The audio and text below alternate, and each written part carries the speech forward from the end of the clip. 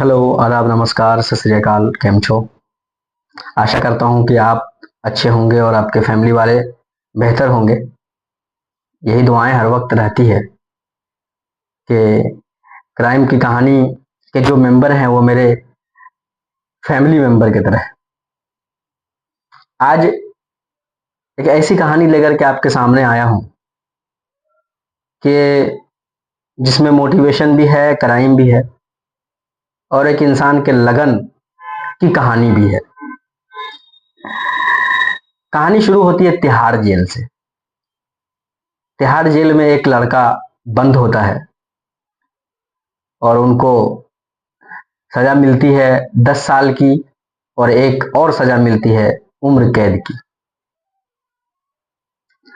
चलिए कहानी की तरफ चलते हैं।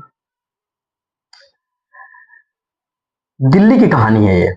दिल्ली में एक लड़का कोचिंग पढ़ाता है। उनका नाम होता है अमित उर्फ अशोक राय।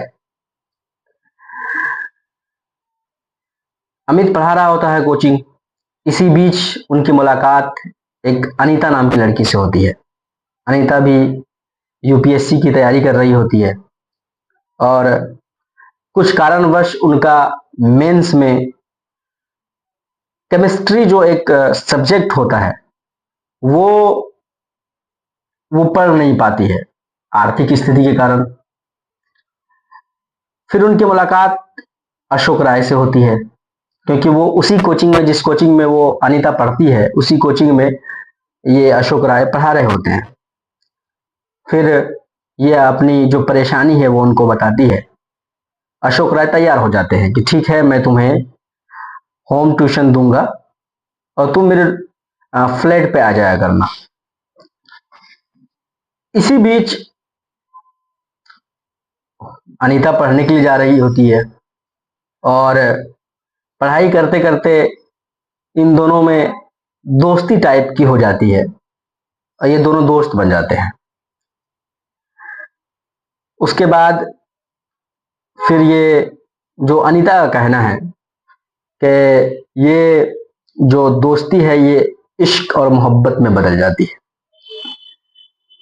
फिर दोनों उस दायरे को लांघते हैं जो दायरा इंडियन के सभ्य समाज में, भारत के सभ्य समाज में उनका कोई अस्तित्व नहीं है। उस दायरे का आप समझ रहे होंगे। ये रिश्ता कुछ दिन सही चलता है। वो पढ़ती है अशोक राय के पास और एक दिन, एक रात की बात है, शाम में मतलब 7-8 बज रहा था। अनीता अपने रूम में बेहोश पड़ी होती है। उनका भाई आता है और उनको देखता है, वो घबरा जाता है। अनीता बोलती है कि मैं जहर खा चुकी हूं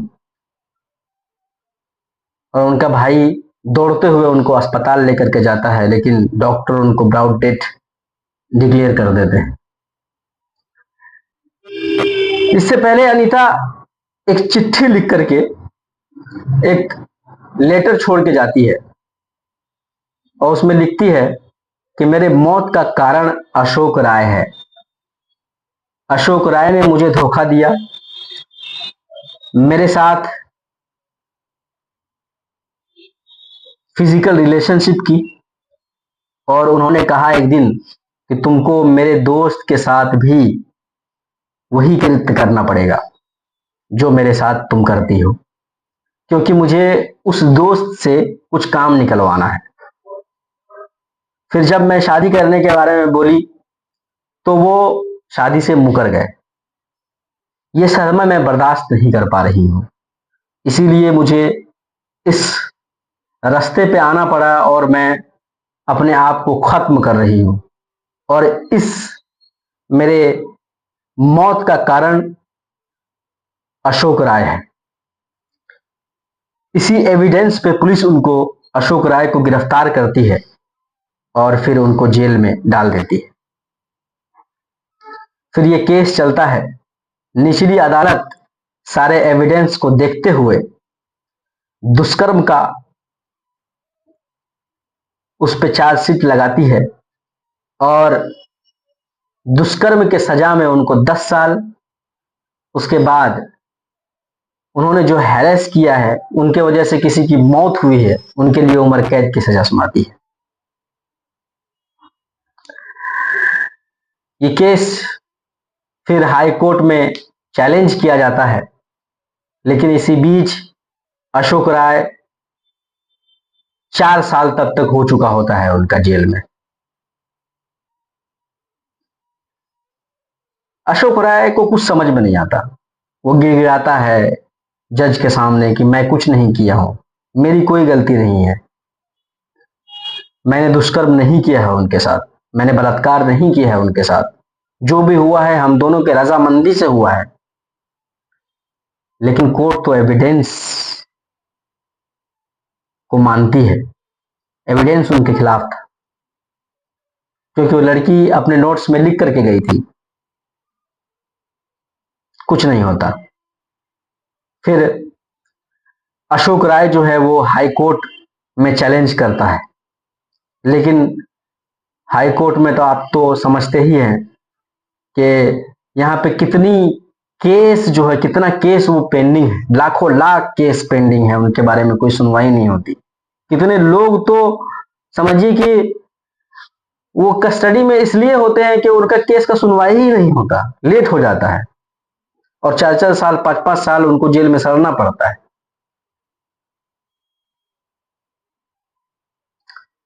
इसी बीच अशोक राय को कुछ समझ में नहीं आ रहा था, सोच रहा था क्या करूं, और उनके आंखों के सामने अंधेरा था। उनको लग रहा था कि अब मेरी जिंदगी में कुछ होने वाला नहीं है। फिर अचानक उनको एक बात याद आती है कि मैं यूपीएससी का स्टूडेंट भी हूं, और अपना पेट पालने के लिए, भरण पोषण करने के लिए मैं टीचिंग करता था, बच्चों को पढ़ाता था। क्यों ना मैं जेल से ही पढ़ाई शुरू कर दूं और यूपीएससी करेक्ट कर लूं। जब इंसान दो ही चीज करता है जब वो परेशान होता है, एक तो खुद को खत्म करता है, दूसरा अपने आप को उठाने की कोशिश करता है। यहीं पर एक शेर मैं आपको सुनाना चाहूंगा कि उलुल अज़मान दानिशमंद जब करने पे आते हैं, समंदर पाटते हैं, कोह से दरिया बहाते हैं। कौन कहता है कि आसमां में सुराख हो नहीं सकता, एक पत्थर तो तबीयत से उछालो यारो। अपने आप को सिद्ध करने का वक्त यही था उनके लिए। कोशिश करना जायज था। फिर वो अपनी पढ़ाई शुरू करते हैं, और तिहाड़ जेल में वो बंद थे। तिहाड़ जेल में एक लाइब्रेरी है, और वो फिर वो पढ़ना शुरू कर देते हैं, यूपीएससी की तैयारी स्टार्ट कर देते हैं। जब जेल ऑफिशियल उनको देखते हैं कि वो बहुत ही लगनशील है, मेहनती है, मेहनत कर रहा है, अपने पढ़ाई की तरफ उनका रुझान है, तो फिर जो जेल के ऑफिसर्स होते हैं वो उनका हेल्प करते हैं, उनको किताबें ला के देते हैं। और एग्जाम आता है, पहले वो प्री क्वालिफाई करते हैं, उसके बाद मेंस क्वालिफाई करते हैं, फिर इंटरव्यू क्वालिफाई करते हैं, और बेहतर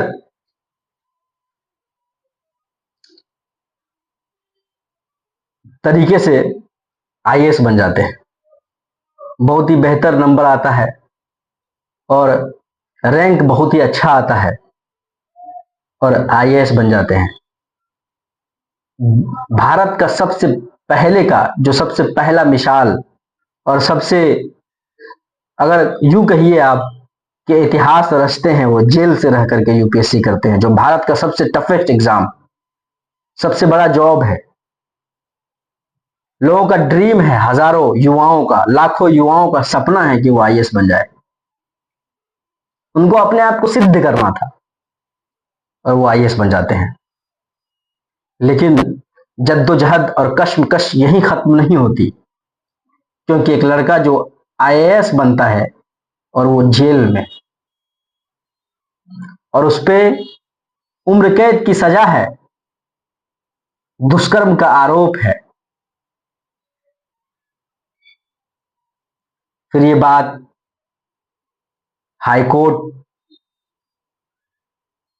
पहुंचती है और हाई कोर्ट ये केस को रिव्यू करते हुए ये कहती है कि जो नोट्स मिला है उसमें यह सिद्ध नहीं होता है कि उनको, अनीता को, अशोक राय ने ही भड़काया था, या उनको जब वो अपने आप को खत्म कर रही थी, सुसाइड कर रही थी, उसको साजो सामान ला करके दिया था जिससे वो अपने आप को खत्म कर सके। ऐसा कोई एविडेंस नहीं है। और दोनों ने आपसी सहमति से, क्योंकि दोनों का जो रिश्ता था वो बहुत दिनों से था, आपसी सहमति से दोनों ने एक दूसरे को अपने पास किया और आपसी सहमति से रिश्ता बनाया। तो ऐसा कोई मामला समझ में नहीं आता है कि वो दुष्कर्म किया है। और उनकी जो एक्टिविटीज थी, उनका जो लोगों से चलन और व्यवहार था जेल में, वो बहुत ही बेहतर था। इसको देखते हुए हाई कोर्ट अशोक राय को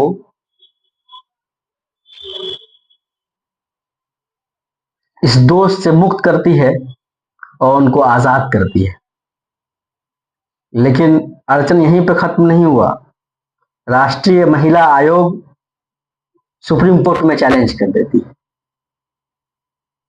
कि एक अगर इंसान इंडिया का टफेस्ट एग्जाम को पास कर रहा है, इसका मतलब क्या है कि वो, उसके जो सर पे इल्जाम है, क्या उनको माफ कर देना चाहिए? फिर सुप्रीम कोर्ट फैसला सुनाती है और हाई कोर्ट के फैसले को बरकरार रखती है और बोलती है कि महिला आयोग इस मामले में पार्टिसिपेट नहीं कर सकती।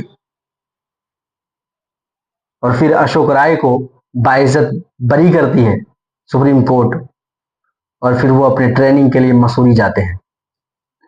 तो मैं आज अपने युवा दोस्तों को और मैं आप सभी दर्शकों को भी ये कहना चाहता हूं, अगर आप चाहते हैं कि अपनी जिंदगी में अपने आप को फिर से खड़ा करना, तो आप कर सकते हैं। जीता जागता सबूत है ये। कहते हैं कि मंजिल दूर नहीं है, अपने दुख की बोझा ढोने वाले, जागरूकों की जय निश्चित है, हार चुके हैं सोने वाले। तो आप कुछ भी कर सकते हैं। इम्पॉसिबल को पॉसिबल करना आपके हाथ में है, आप कर सकते हैं। लेकिन आजकल के नौजवान नहीं करते। करना चाहिए। विपदा विपदा जो है वो हर वक्त, किसी भी वक्त आ सकता है ना इंसान के, क्योंकि एक इंसान है, वो अगर चल रहा है तो कच्ची सड़क पे भी चलता है, पिच पे भी चलता है, और फिर उनको मंजिल पाने के लिए रनवे पे भी उनका हवाई जहाज दौड़ता है, वो फिर आसमान में उड़ के फिर रनवे पे आता है, फिर अपने मंजिल की ओर पहुंचता है। तो ये थी कहानी। फिर कल मिलते हैं अगले एपिसोड में। आशा करता हूं कि आपको मेरी कहानियां अच्छी लग रही होगी। कुछ गलतियां हैं, मैं उनको भी सुधारने की कोशिश कर रहा हूं, और आपका प्यार, आपकी तवज्जो चाहता हूं। नमस्कार।